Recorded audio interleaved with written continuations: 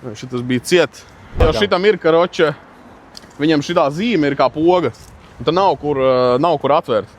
Tad tu uzspied pogu un tev atverās bagažnieks. Pagaidi, bet izskatās, ka te nav nekādas pogas. Izskatās, ka te nav, jā. Viņi ir integrēti tajā Opel zīmē.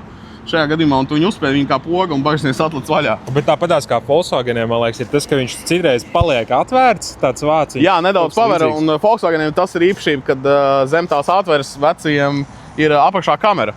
Labs risinājums, jo kamera vienmēr būs tīra. Jā, bet jaunajiem auto, man liekas, kad vairs varbūt arī neviens pat neizmanto.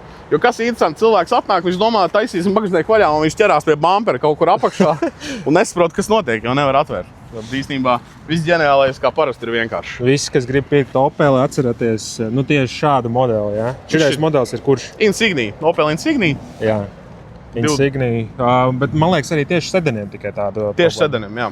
Kā, ja grib pirkt Opel Insignia sedanu, atceries par tādu feature, ka tu bagažnieku normāli nevarēsi attaisīt, ja tu ķersies bumperī. Jā, tas tāds niansīti, kā saka.